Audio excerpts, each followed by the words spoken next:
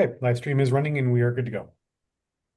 All right, everybody, welcome to the February 5th City of Middleton Airport Commission meeting. Brian, we'll start with our roll call. Sure. Commissioner Myers, Present. Commissioner Schwartz, Present.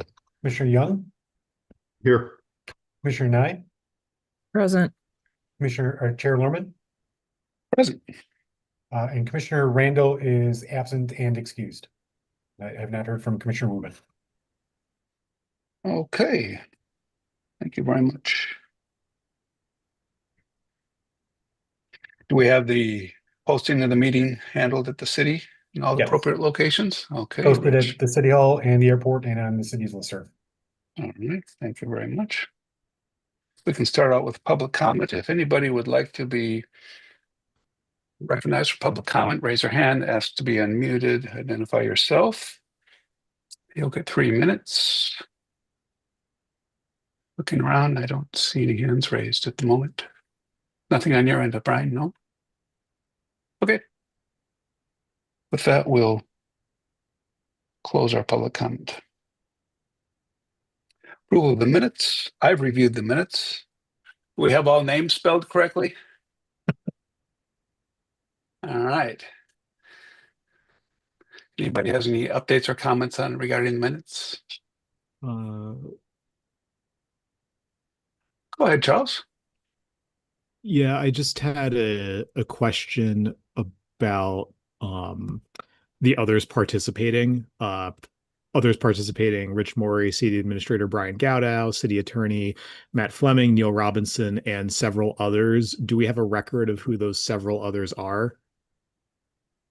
For that meeting, I don't know that there were any additions other than those that are listed on that sheet. So I'll go back and check, but I don't believe there were any other ones. So I'll delete that with the commission's permission. Sure.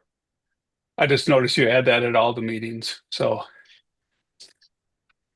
Yeah, There are sometimes when there's a, like on Zoom, there's somebody has a username, so I don't necessarily know who that, individual or individuals are. So it's tough to put a name.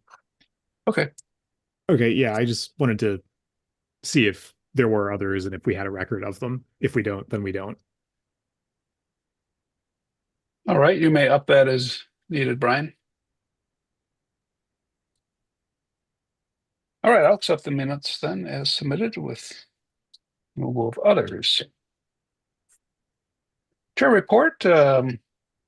Just wanted to let you know, I think we continue to see a lot of positive results going on in the VTOL space.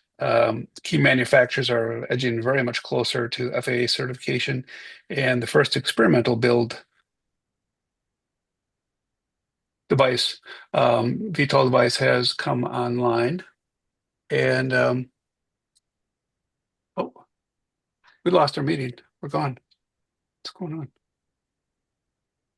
Oh, Chair, we're all here. Oh yeah, okay. And I'm having a technical issue. Sorry. We can hear you. Go ahead. Yeah, so we might see even vertical takeoff and landing enter the experimental market into the US, so people can start building those. So I really remain optimistic that maybe we can get a charging station at the airport. And I think, this is more, if I'm seeing this information out there and keeping up with it, I'm sure the BOA is keeping up with it, and they're well aware of our request to have that on site. So yeah, that's pretty interesting stuff. Just want to bring you members up to date briefly on the last February 3rd, our last council meeting. The council did vote and approve the 5-year FBO extension for Morey Airplane Company. Some slight changes were made in a language to reflect alignment with the SASL agreement, where there's a section about right to fly that to reflect the current noise abatement procedure. And there were some changes made to the fuel flowage fee structure. Basically, instead of having a dollar amount for a cap, it's now language that suggests this be based on market valuation in the area. That's it. So that's what impacted us, and that's what made it through Common Council. Brian, do you have anything for us? Oh, Charles, go ahead if you had a question for. Oh, I just said I was just going to say, if you object to the new fuel flowage language and have complaints, please address them to me. I did Oh, that. yeah. Right. So, yep, the language was put forward obviously by Charles, and the Common Council voted on it and approved it. So it's done.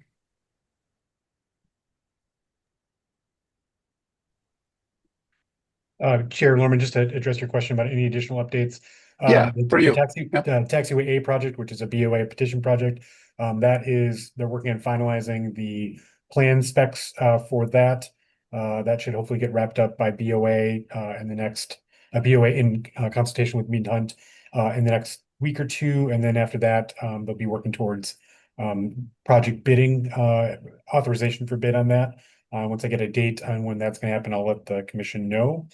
And same for drainage study. We've received the notice to proceed for that project, but are still working with BOA on kind of what needs to happen for that project to start. So again, I'll keep the commission updated on when we get new information on the start of both those projects.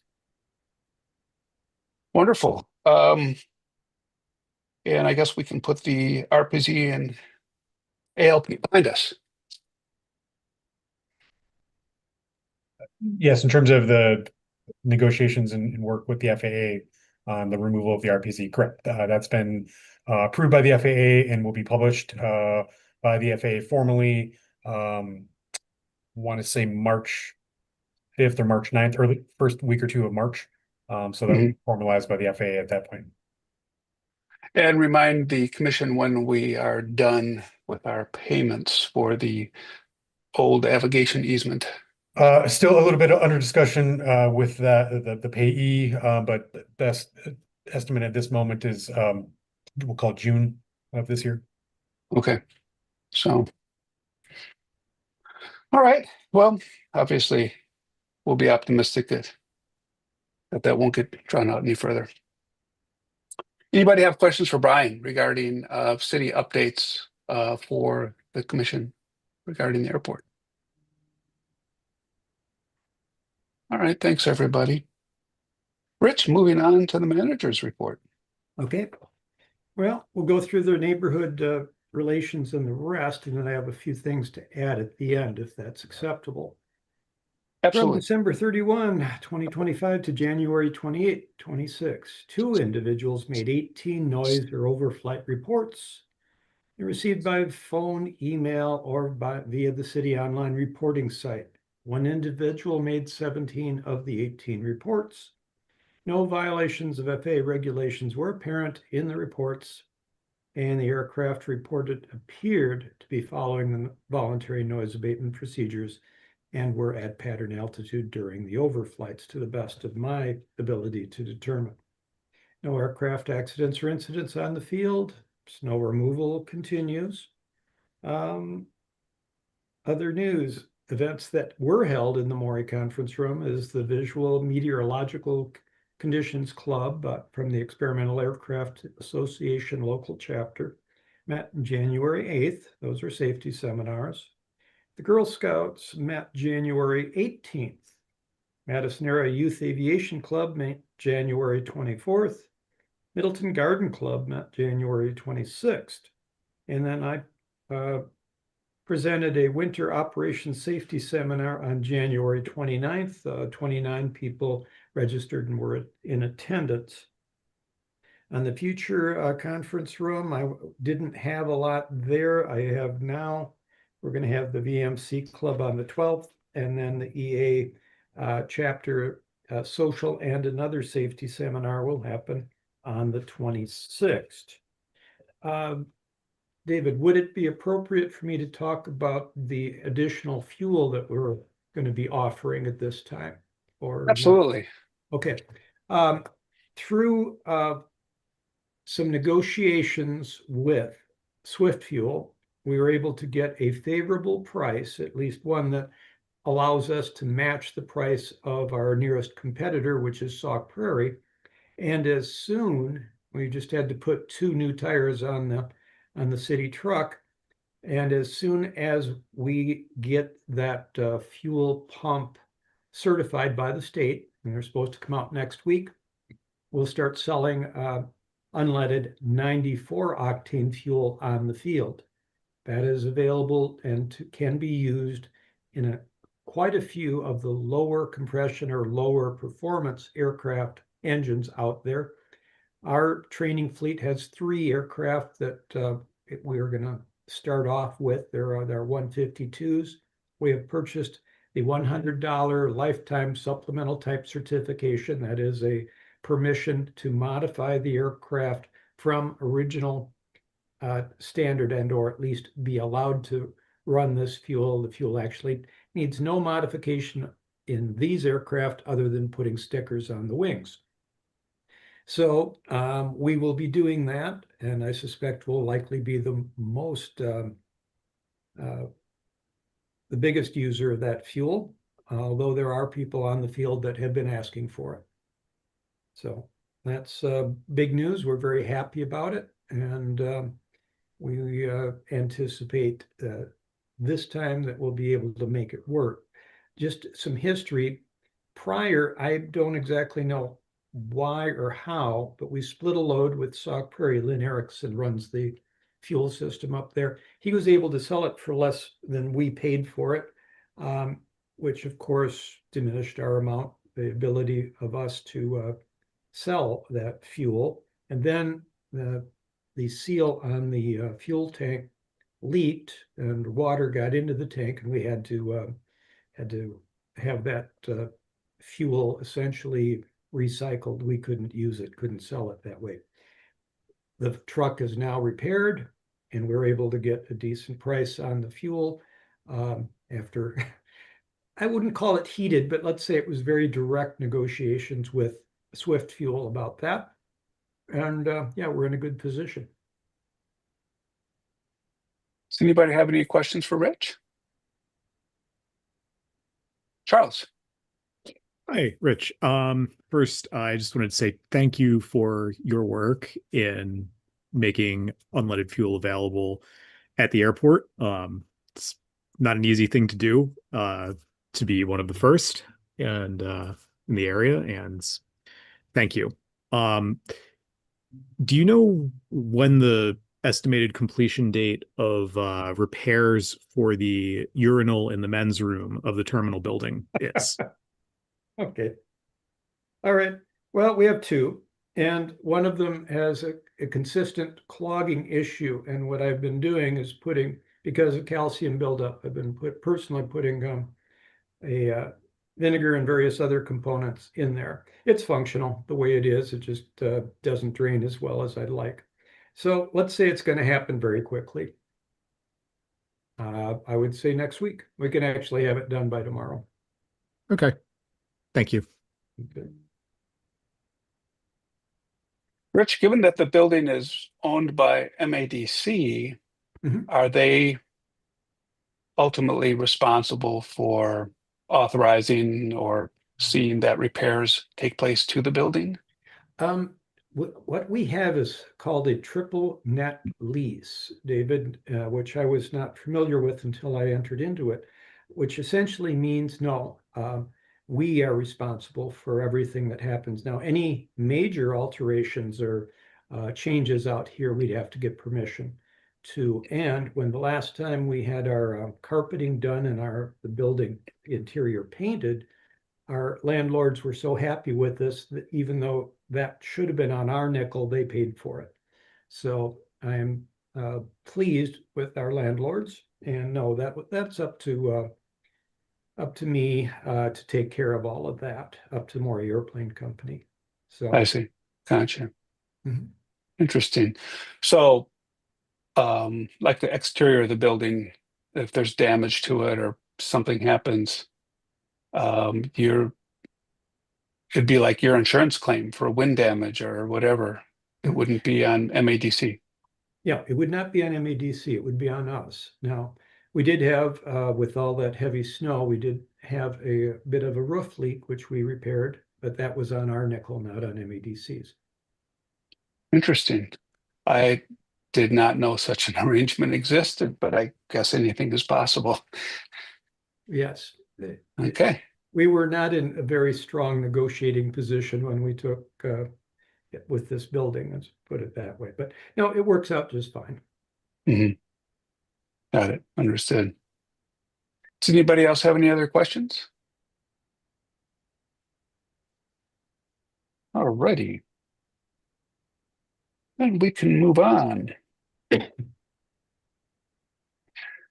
Discussion, consideration, and potential action on a draft scope of hangar economic analysis study. Starting this off, I do see Brian, take it away. I see Greg Stern is online. Yeah, thanks. And Evan Barrett, is Evan with Greg? Yes, yep. So we have Greg Stern and Evan Barrett with Mead Hunt available to answer any questions and give a little context. So we've had this conversation with the commission over the last couple of months, trying to kind of put our arms around a scope and scale for the economic analysis study that you've asked for. Mead Hunt has taken the feedback that you provided at previous meetings, put together a draft scope of service for this work. That's what was included in the packet materials for tonight. I just wanted to get your kind of final commentary or questions. If you were comfortable with the scope as it's been laid out, then we can move forward with Mead and Hunt on the work. And again, if you've got specific questions on the scope of service, Greg and Evan are here to answer any questions. Yeah, I mean, oh, go ahead, David. Sure. Just one thing I didn't see on there are any cost estimates for the work that's being proposed. Unless I missed it, I didn't see it in there. Yeah, I can answer that. So we know there's been a lot of discussion on the commission here about what this study should entail, and we didn't want to put a fee to this scope until we were sure this is what you're looking for. So we can provide that fee at in advance of your next meeting for review and approval. At this point, we just want to solidify the scope of work.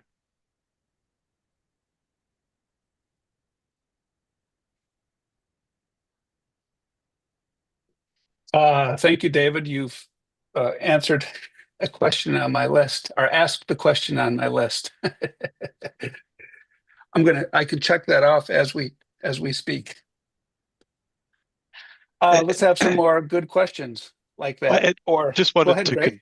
I just wanted to confirm that the question was in regard to the cost for doing the study and not the cost for the hangar developments themselves, because the scope does include, putting costs together for what it would, what these hangar developments would be. So I just wanted to make sure that that was the question. That Yeah, Mr. Schwartz was that's asking. correct. Yeah, that's correct. My question related to what the professional service charges were going to Got be it. for the study. Sure. Yeah. So I think Evan answered that. We can certainly provide that here if once the scope is nailed down. Jack, go ahead. I was just curious, having gone through a process like this before, where does the completion of this study get us in terms of whatever the next step might be to, where are we at when we complete this? Is this a decisionable thing? Is this something we can advance and say, hey, let's start digging, or is this, or what are the steps, before if the body and the city, propose to the city that they do this, I guess, what's the process? What do we do with the study when it's done? Greg, I can answer that. So yeah, one of the kind of results of the study is a phasing plan that would identify those steps. There would be some CIP programming you would need to do, identify funding sources, get that integrated into your CIP with the state and FAA. Because, there's going to have to be some taxiway improvements that occur, before you even get to the point where you can develop the hangars. And most likely that would be, a federal or state funded project. We anticipate, and Greg, you might know a little bit more about this than I do, that there are some utility extensions that would need to occur in order to serve those hangars. There's also this urban service boundary that currently does not encompass the site that we'd be looking at. So there would need to be some local approvals to extend that urban service boundary to include the site we're looking at. So that would be one of the first steps, I think, to getting this project off the ground. There may be other steps I'm missing too, Greg, if you have any other thoughts on What's that. our urban Yeah. service boundary?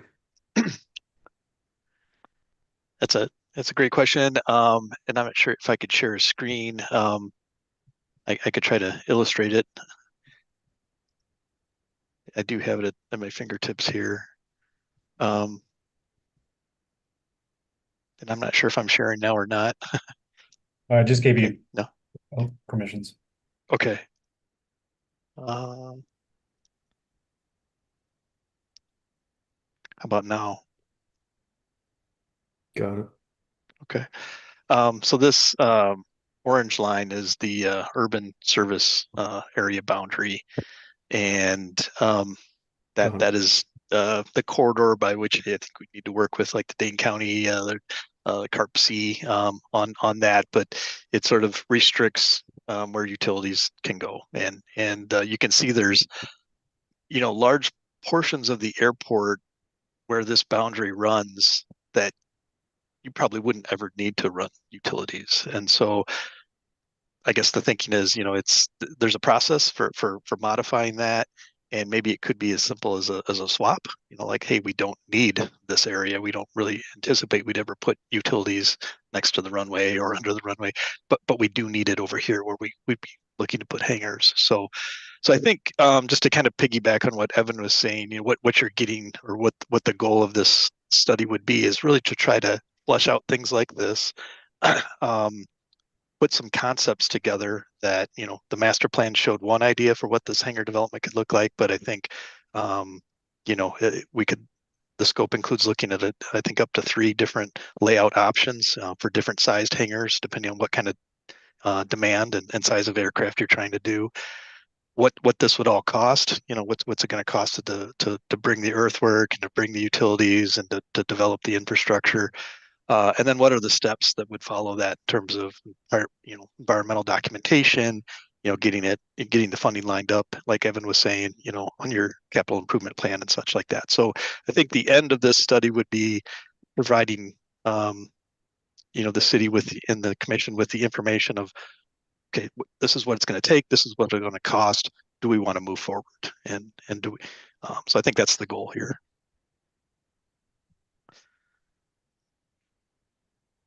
Rich, And you I'll had stop your hand sharing. up, and then Dave.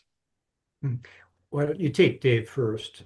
He may well ask the question I'm going to, so. Okay. Thanks, Rich. I just had two timing questions relative to what you were just saying. First timing question would be how much time to complete the study that Mead and Hunt is doing?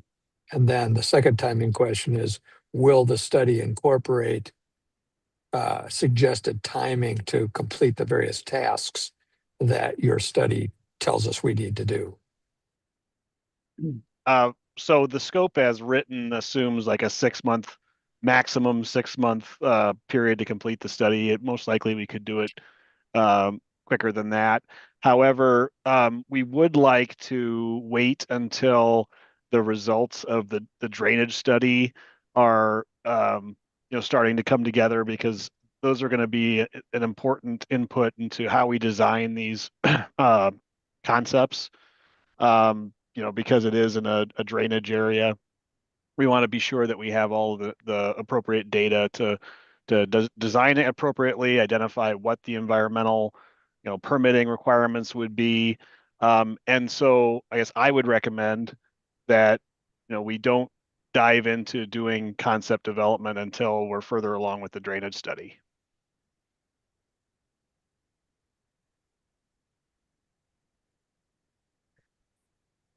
Rich, go ahead, then Ryan.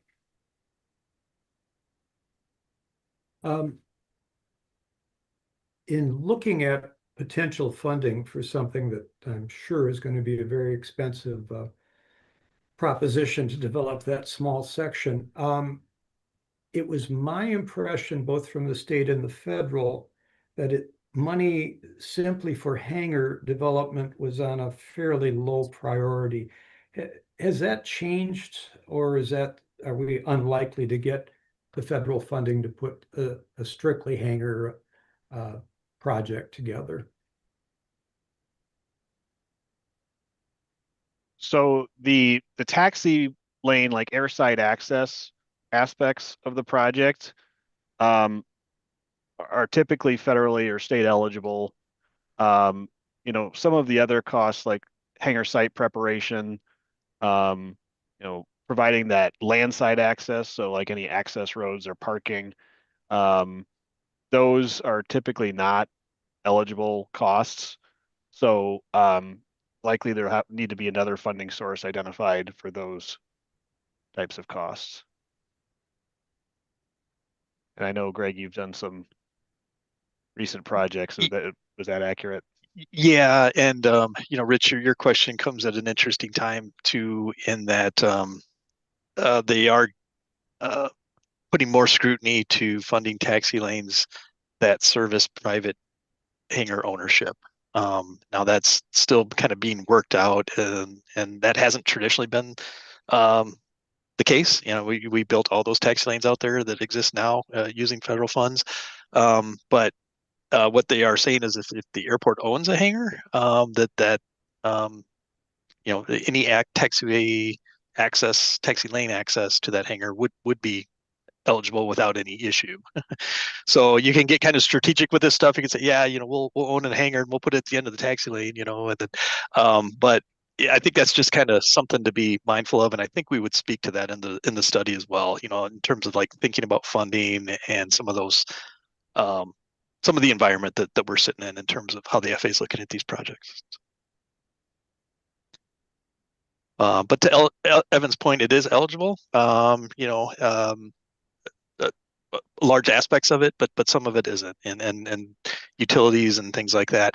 Water, for example, I think is something they've looked at as a must-have for fire protection, but sanitary maybe isn't necessarily needed. So sometimes they're looking at those utilities different too in terms of eligibility. So we would try to speak to all of that in the study.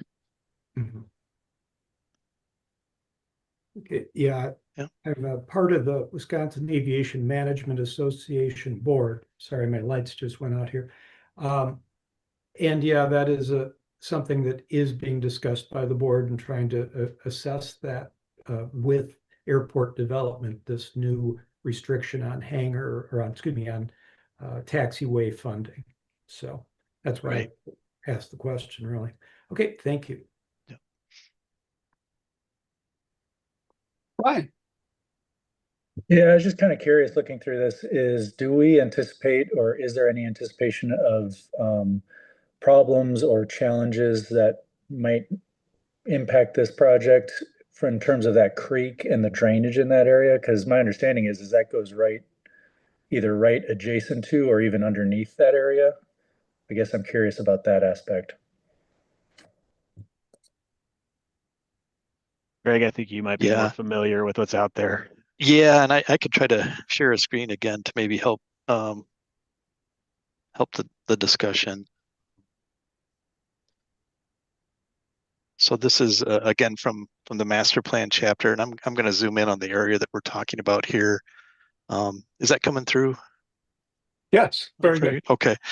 Yeah. So to the gentleman's question, there is a drainage way through here that I think is called the airport branch section. So kind of running along the east side of the airport property, the water drains down and then kind of follows this meandered path, a little difficult to see. But currently that flow is kind of south of this taxi lane. And then, we wouldn't really be getting into the RPZ or the safety area.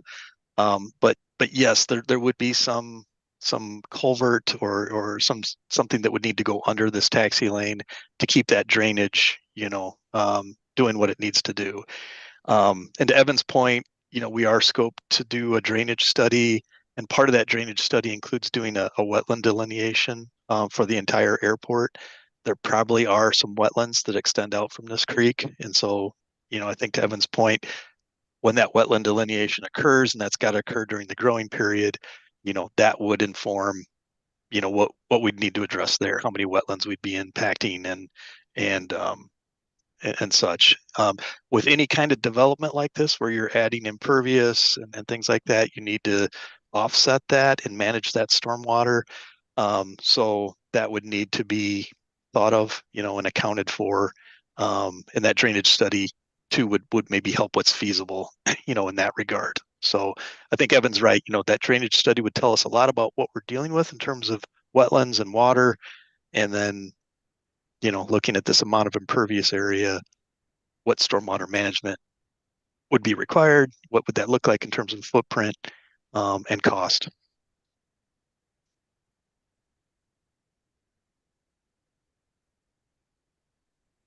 It's like Rich, yep, Rich, you have your hand up.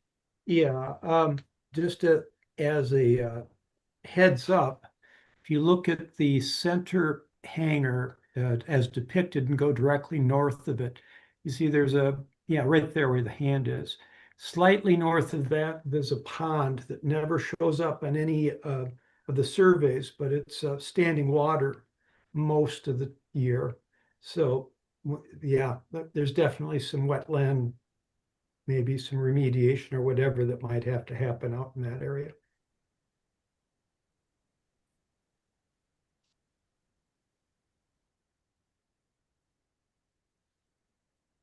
Another question, if I may, is thinking back to that 2018 storm. Is this an area, I think that was August of 2018, if I'm not mistaken. Is this an area that would be at risk from a fairly decent sized storm like that? And I guess, are things like that modeled in these environmental impact studies? Yeah, I think as the drainage study is scoped, it includes building from that model that the folks at the city had hired. Following that storm, they developed a model, and yes, I mean a lot of the airport is in flood zone and floodway, and when a lot of the setting the elevations of the hangars and the terminal were done, that a lot of that was looked at. I think, knock on wood, I think we were fairly lucky during that event that we didn't get too much water into those buildings. But yeah, to answer your question, that would be something that really needs to be looked at and considered with this airport in particular, and how much water comes through this airport.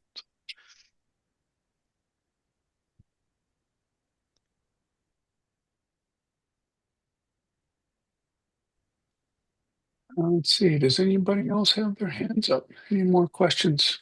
For Greg?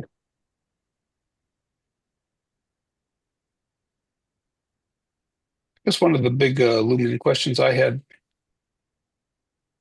Brian, and this was, kind of more along the funding side of it. Something like this, I think, would be quite eligible for consideration and discussion, I'm sure, for TIF or even a TID type of district creation for the airport. I mean, that's something that the Common Council can talk about as we're looking at future locations for TIF, whether it's a site-specific type TIF. Again, it would have to be a number of state statutory requirements would have to come into play in terms of whether or not there's enough increment that could be generated out there. But those are things we could take a look at when the time comes. Mm-hmm. Is the increment based off of basically a time period or just the hangars? So, for example, it's generated based upon the value of the new construction. Typically we're talking structures, in an area and captured over a period of time. Typically, depending on the type of tax increment financing district you have, your time period could be up to 27 years. So it's really just whether or not what's being proposed to be built is going to generate enough increment to cover the cost of any sort of either physical enhancements that are put in on the site or any what's called developer incentives that are utilized. So, there's a pretty complicated set of calculations that we have to go through with any project like that. So we can determine whether or not we think that would generate increment and whether or not it'd be eligible or not under state statute requirements. Gotcha.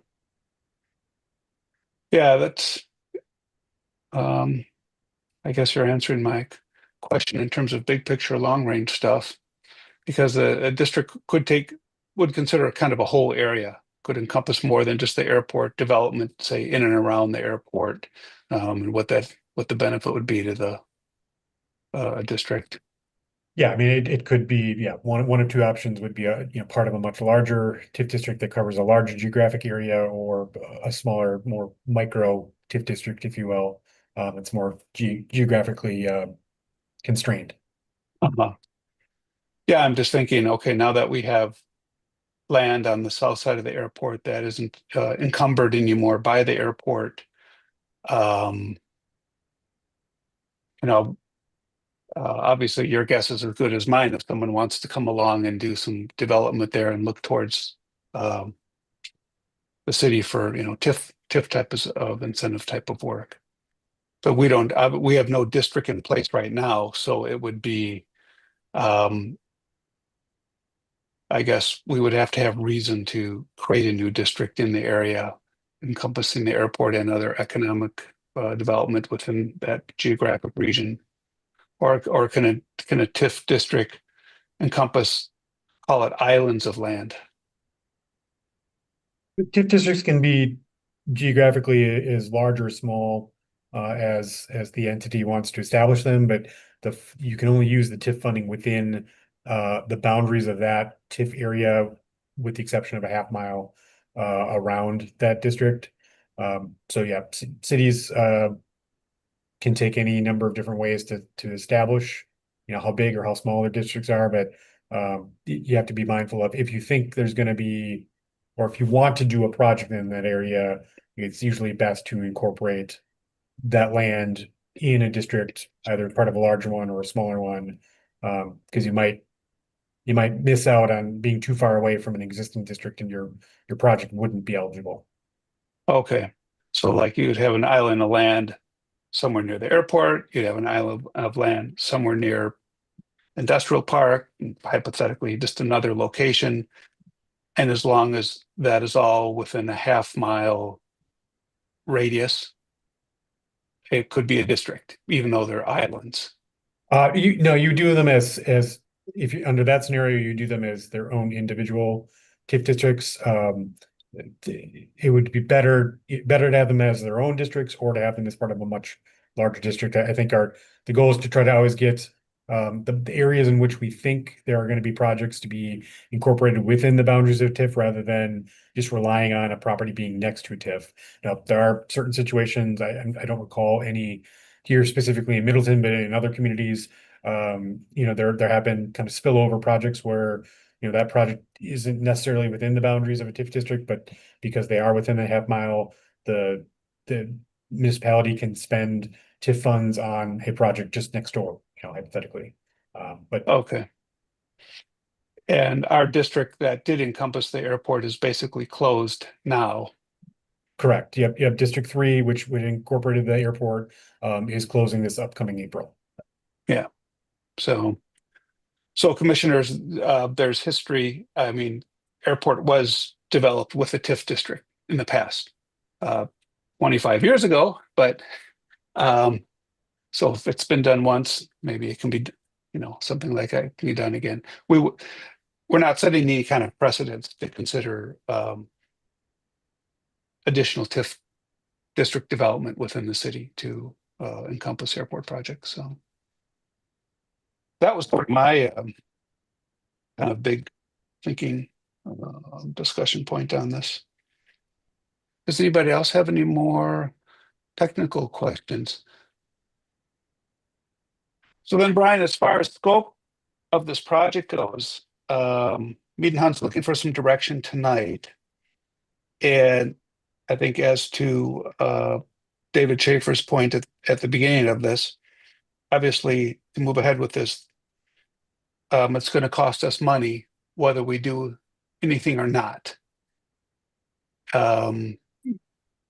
Yeah, so I think the direction tonight would be if the commission with the draft that's been presented tonight, the questions that have been asked, is comfortable moving forward with finalizing the scope, including the cost of conducting the study. Then Mead and Hunt would kind of verify, get the scope ready to go, get the final number on cost, and then the commission would authorize that at our next meeting once you've got the final cost number. Mhm. Would you be able to work with Bill behind the scenes, just look at the budget in the big picture and scope of things and the impact of this under our current financial conditions, keeping in mind that our priorities are, of course, to fund the projects that are in front of us, which is the taxiway rehabilitation, the drainage study, runway rehabilitation, so on and so forth. So, our capacity to take this on, I guess, is really what I'm getting at. Sure. Yeah. So I once we get the number from Mead and Hunt on what the cost of the study would be, I can work with the finance department on, what's feasible. Okay.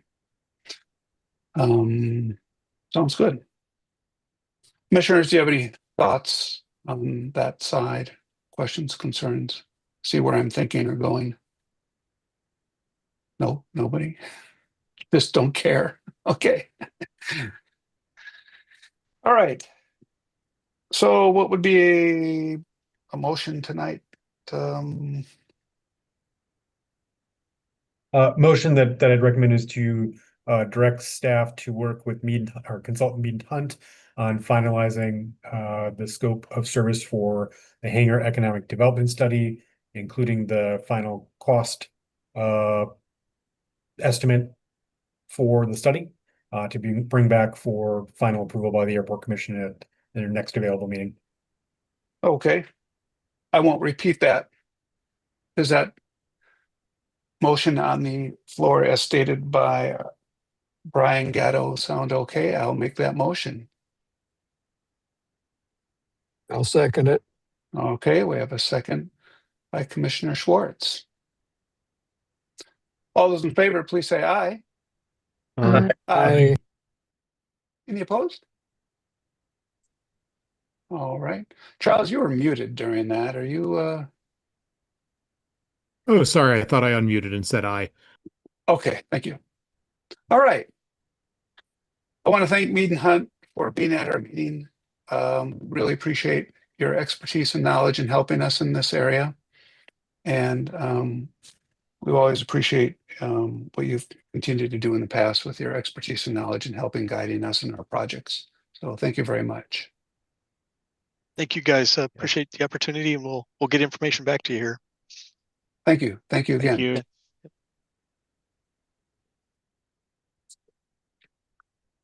All righty. And you're welcome to stick around if you really, want to dive into things.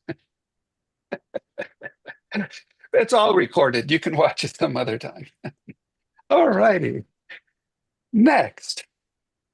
This is our ongoing discussion on unleaded fuel updates, our standing agenda item.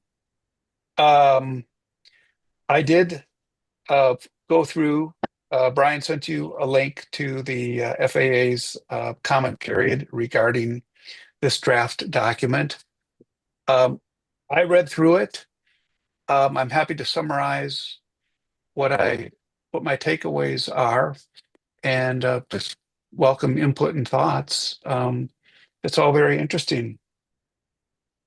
So my takeaway on this was section 3.2, a very interesting change in language where the FAA specifically states historically did not play a role to regulate or approve fuel. However, due to the endangerment findings, they are not, they didn't get involved, but really now they are starting to. And that's an interesting sea change, because prior to that, they sort of stepped back and let the industry do it.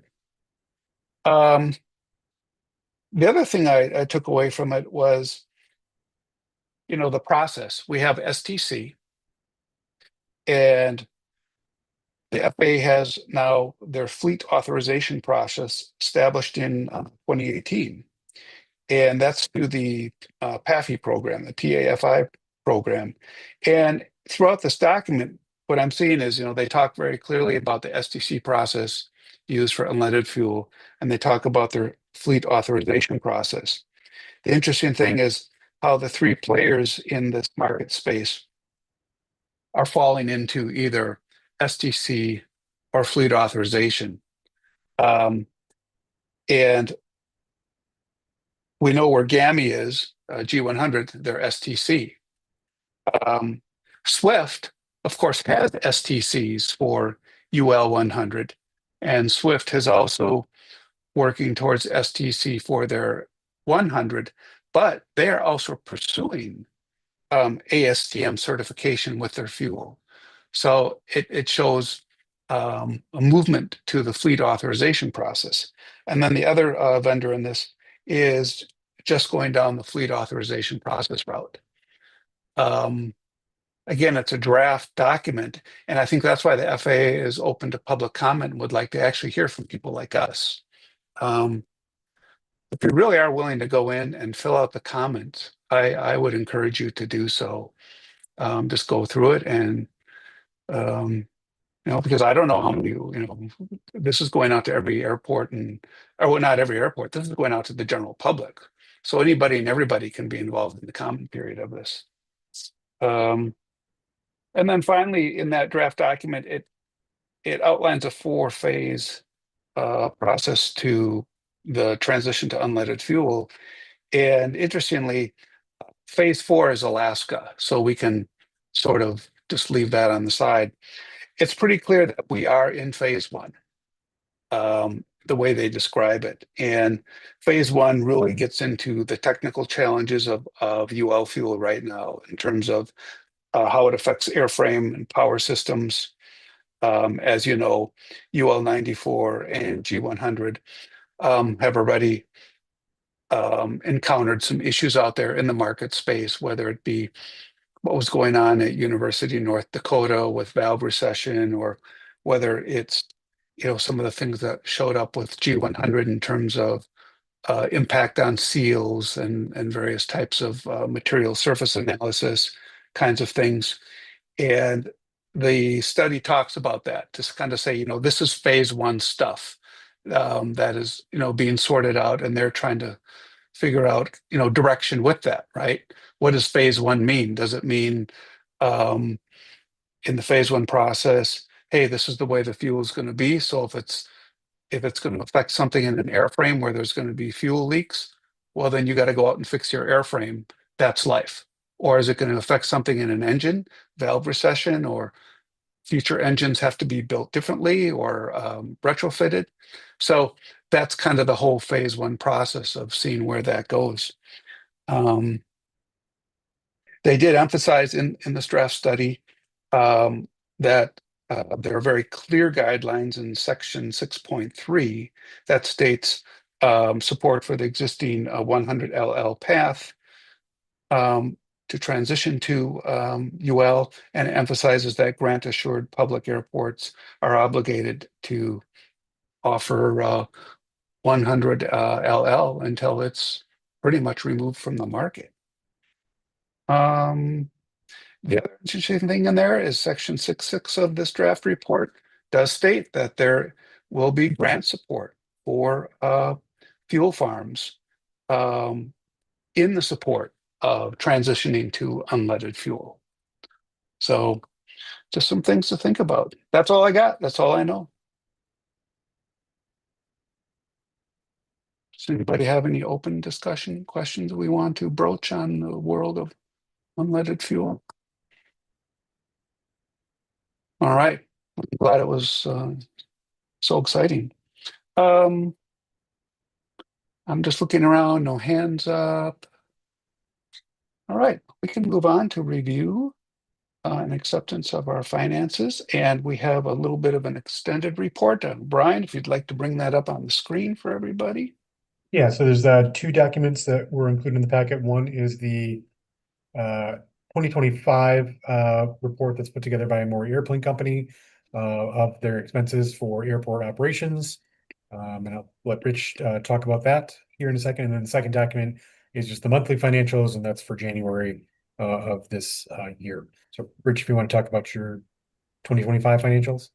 Okay, very good. I know we've done this. The people that have been on the commission for a while have seen this a couple times. It's the same format.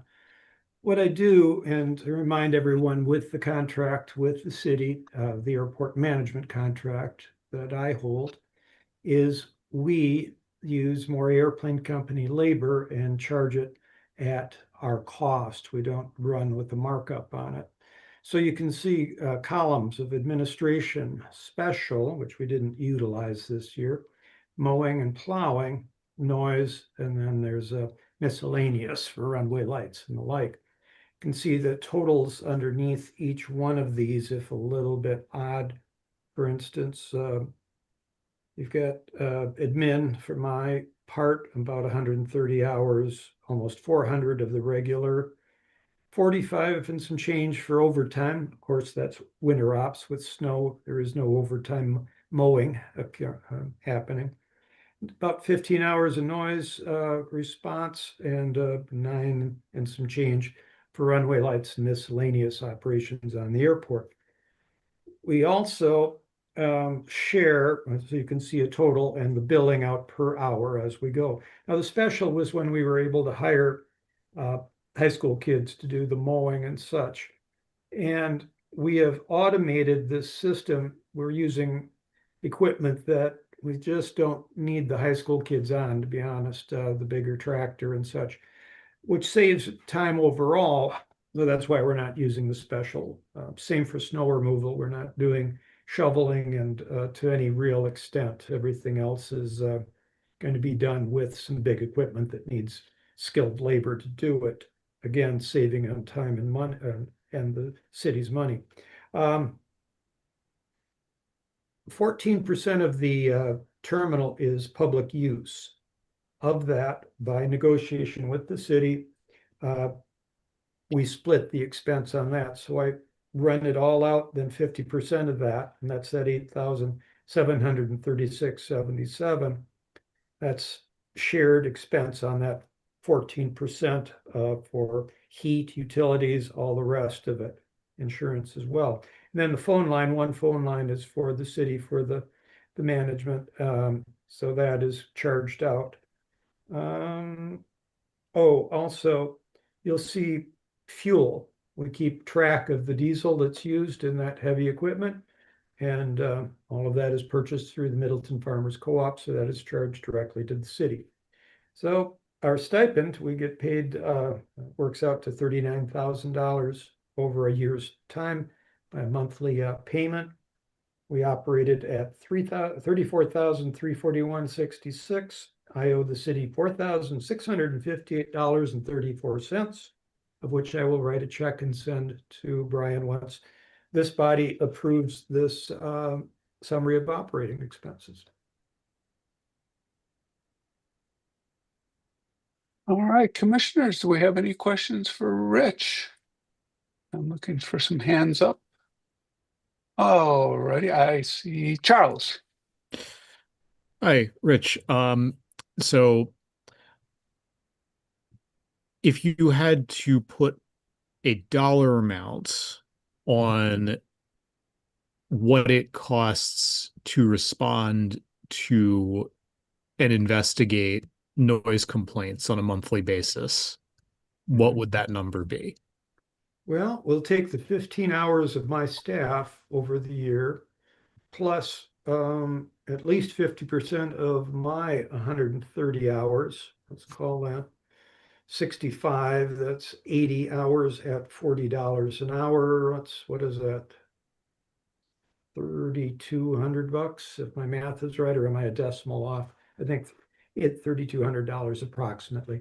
I don't know that that's exact. There may well be hours that don't get written down when we do those responses. I don't think my people actually report the time they're on the phone with people or whatever, but yeah, that's a general It's a pretty good estimate, let's put it that way. Okay. Thank you for answering that question. I may have a future agenda item for discussion that I'll bring up during the appropriate time. If it's finance, Charles, like say from an accounting perspective, like we do during our finance and personnel meetings, where someone will say, hey, how come we're not tracking that? Can you please add a new column to a spreadsheet or whatever? I mean, that's fair game question during a discussion like this. I mean, No, you're not. this is not an accounting question. This is a policy Okay. development question. Oh, So- okay, fine, gotcha. Yeah. Understood. No problem. Yeah, and just to add, again, I can't guarantee we'll be under budget next year because we had all of those. It seemed like every day we were plowing snow for a bit in January. So it's very dependent on the weather. On the other hand, I would point out this is the second year in a row that we've been under budget, and we've been pretty darn close all the following years. So that's for two reasons, I believe. One is the mechanization that the city has invested in, gang mower, bigger tractor, all of the good stuff that we need. A lot of that and snow removal with the federal and state funding. And two is the people that I have working with me. They are been doing this for years. They are very good at what they do, and they're very efficient. So that's why we're able to make this run as inexpensively as we do. Yeah, go ahead. I don't know how I missed it. I mean, we've been reviewing, I guess, the airport manager's agreement here for a while. If I want to make sure I understand this. My understanding was the agreement for management was like a fixed amount. I didn't know if you performed beneath that, you paid it back. Mm-hmm. No, it's always and in the instance next year, if you were to exceed that, does the city increase their stipend to you? Yeah, if I may answer that, they probably wouldn't increase the stipend, but they would have a payment at the end of the year to balance it out. It's a pass-through. It isn't a solid we're going to follow.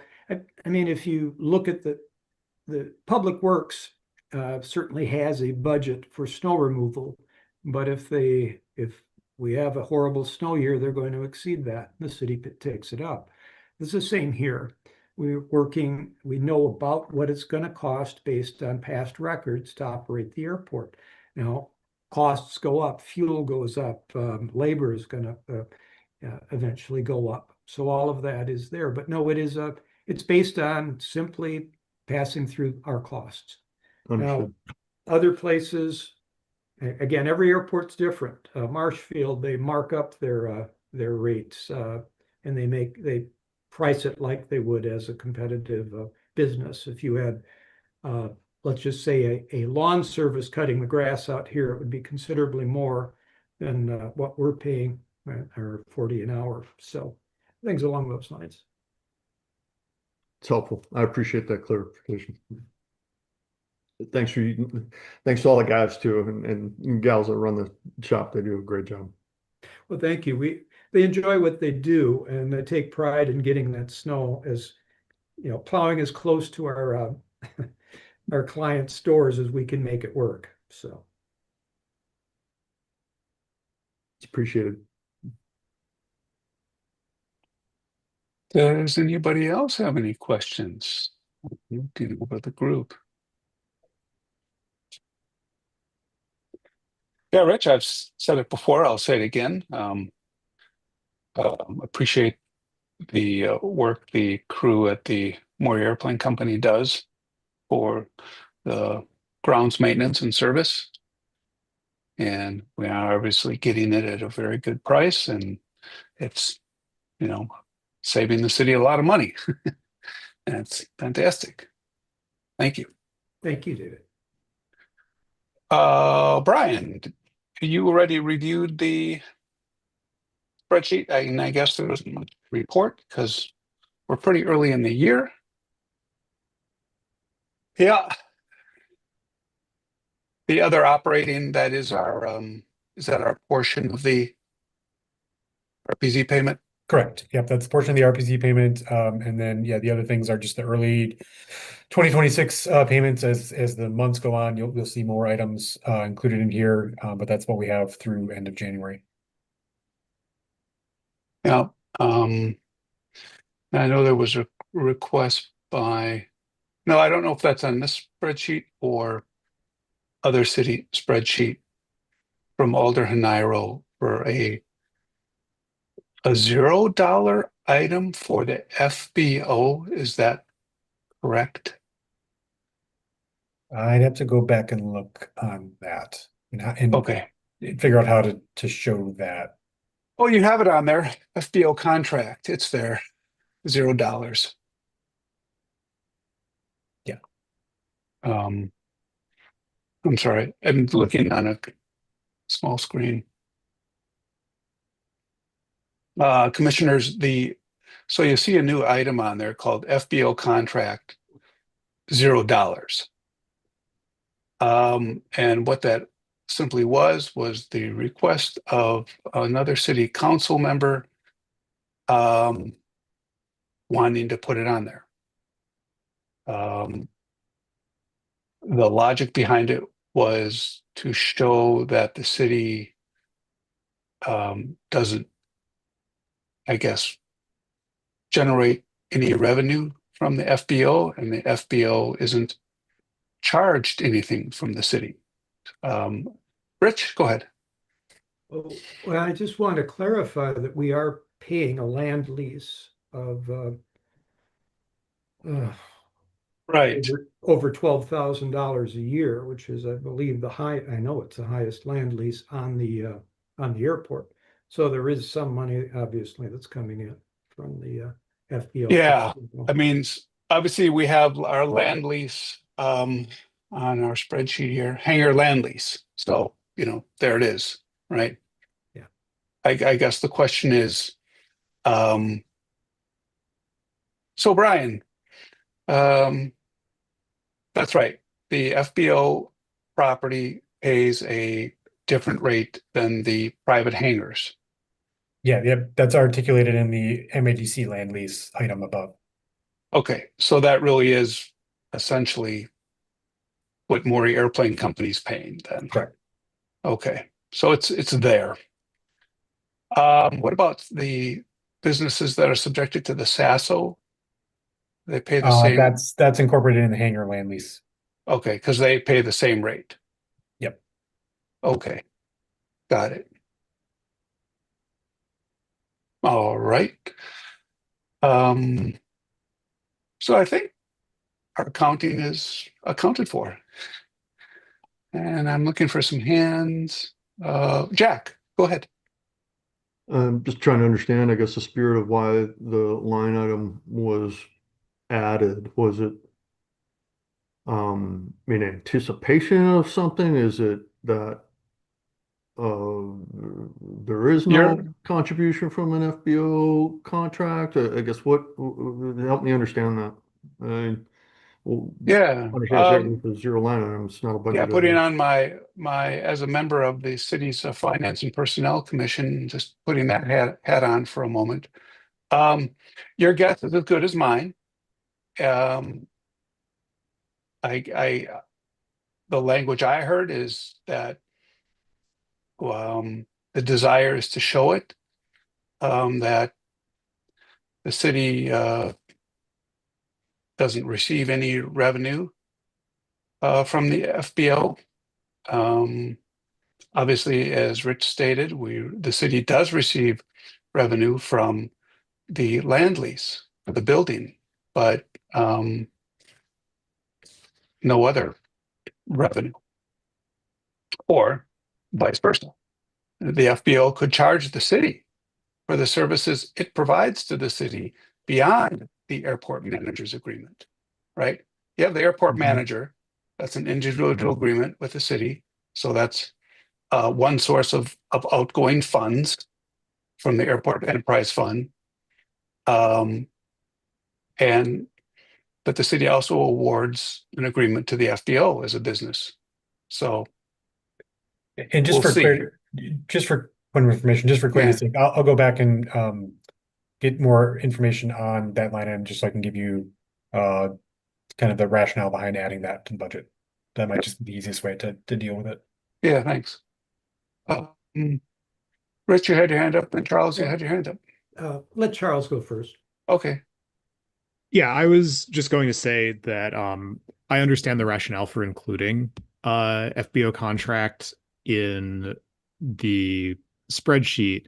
However, if we're going to do this and include it, I do think that it should be accurate both for the revenue generated and the expenditures made, which means unfortunately that we may have outgrown the top line spreadsheet because we'll need to break out various subcategories within the different top line numbers here on the balance sheet.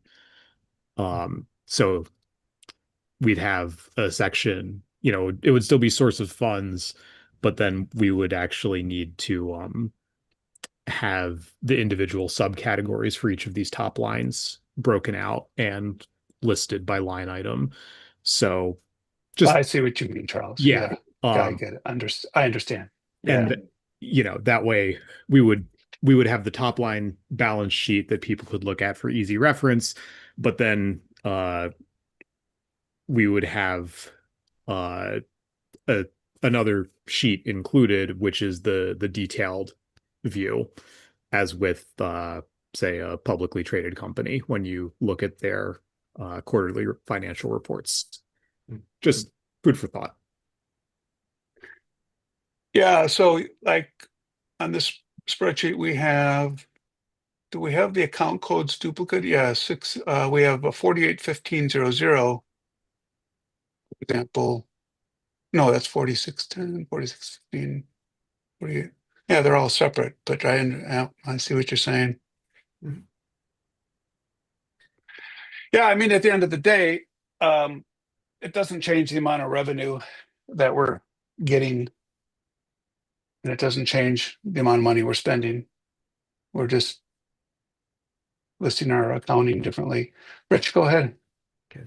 Well, in the interest of accuracy, our airplane company paid about $13,000 in flowage fees to the city, $12,000 worth of land lease, or except beyond that, and in the neighborhood of $65,000 worth of rent to MADC, which of course is not a city entity. Yeah. We could also add a list for SASO revenue.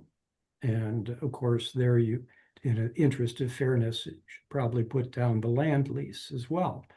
So if you want clarity about what's actually happening, those items need to be accounted for and assigned to who's actually providing that, I would feel. And the third thing, the reason now it always has been in the past, the manager's agreement and the FBO agreement went hand in hand, and there was a synergy there. We had the personnel to operate. We always operated this airport. And when my father sold the airport, yeah, we just have to be careful as long as we keep it to our finance discussion and not. Okay. All right. Yeah, I just want us to be very careful on where this is leading to. Thank you, David. Yeah. But what we're giving is a pass-through, not a charge to. Right. At one point, Mike Davis suggested that on top of our costs, the city should send us $2,000 a month for our management, and that we should send the city $2,000 a month to operate here. That didn't go over. It probably would have been an appropriate thing to do. But in any event, the reason the city's, well, we I mean, provide, I frankly don't see any confusion with the accounting. I mean, the management agreement states that the managers allocated X amount of money to carry out specific tasks at the airport. And it's up to the manager to get that work done. And in your case, you're turning around and going to Maury Airplane Company and paying Maury Airplane Company the cost to execute some of those tasks. And it's accounted for right here in front of us. I mean, I think it's pretty clear. I'm not concerned about the clarity of our accounting and what I see. I mean, I think you do a very nice job of laying out the operating expenses here. I guess my point is on our monthly finances, it just needs to accurately reflect what our sources of income are and what our sources of expenses are. And to Charles's point, if we just need to have some breakouts in that. So for example, if we wanted, say, underneath hangar land lease, and we wanted to actually identify, say, private hangars, non-businesses, X amount of money, private hangars, business, X amount of money. It's still going to be the same dollar amount. It's just for our reference and anybody else in the public to say, this is the land lease that's coming from just private hangar owners, someone who's got a hangar and they got an airplane and that's it. And this is the amount of money that's coming from somebody out there who has a business. Go ahead, Charles. Yeah, and I don't mean to cut this short, but I think the easiest way for us to do this administratively is to send the sheet over to Bill and Diego in finance and have them come up with a list of subcategories based on generally accepted accounting practices. Mhm. And that way we can update it and not try to reinvent the wheel as I'm going to assume a majority non-accountants.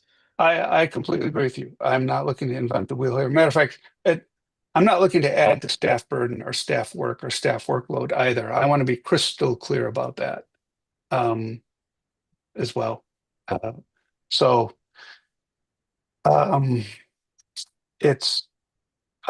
all for transparency, accountability, and if the public and this commission and the body is asking for more detail, then it is our responsibility to see that information is provided.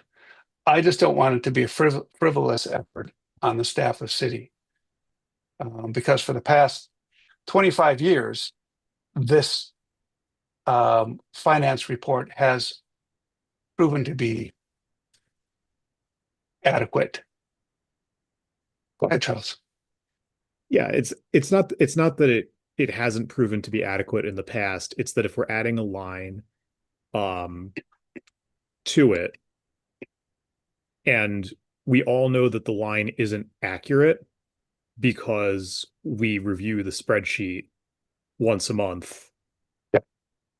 People who are not us, who are looking at that line, may be confused. And in the interests of ensuring that our public records are publicly understandable to the general public and that our accounting is as transparent and as easily understood as possible, I do think that this is worth the maybe hour, maybe 2 hours of staff time that it will take to break out these categories.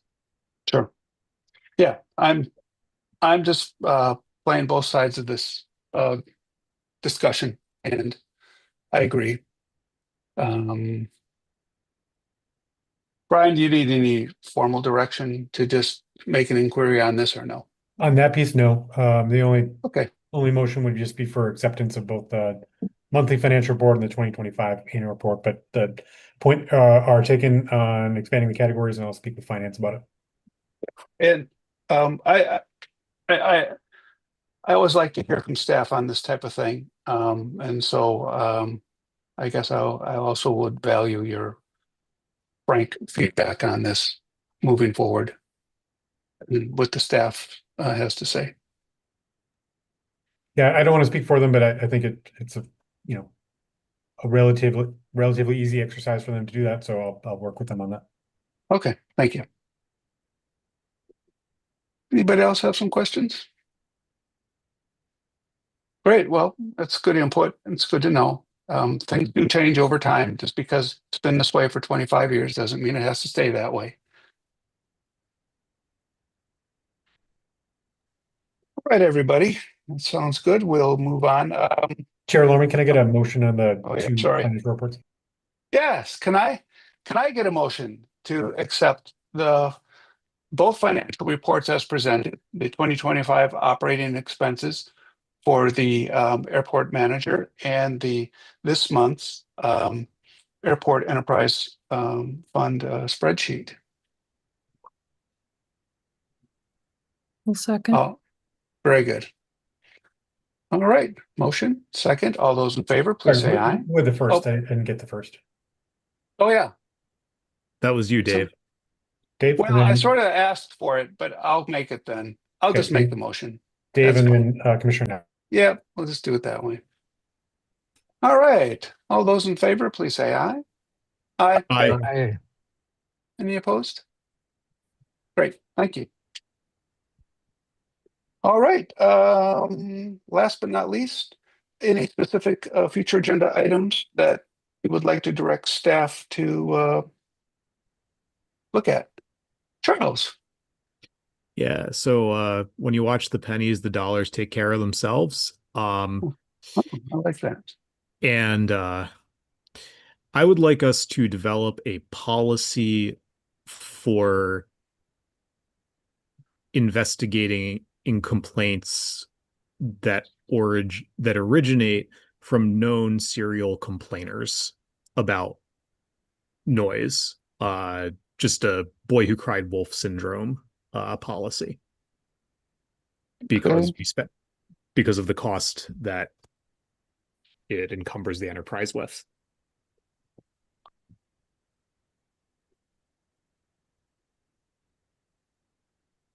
Very good. Got it. Jack. I'm curious if there's a update we could get from Matt or Brian, you about the town of Middleton's process of incorporating, just what the status is of that, what the interactions have been between city and town. And then in particular, whether or not the city or we should be talking about how the city's going to treat islands of the township that abut the airport property, if or when that exists today. Okay, I'll ask the city attorney for that update.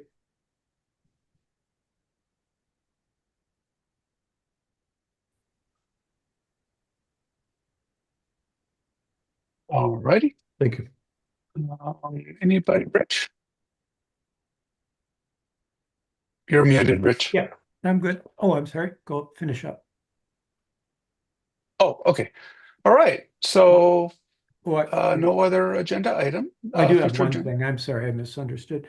I'd like to put on the agenda to have Susan Schwab, who is the head of the Willa Brown organization, talk about what is happening with her organization, just as a informational bit, and also the 3 scholarships that will be administered out here.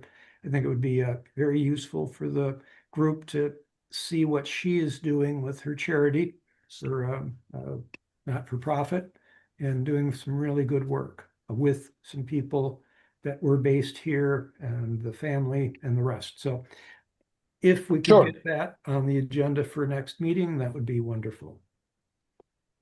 Yeah, what I would recommend is at your discretion, reach out to Susan when she has a presentation ready, and we'll just let her know that it would be at a future meeting.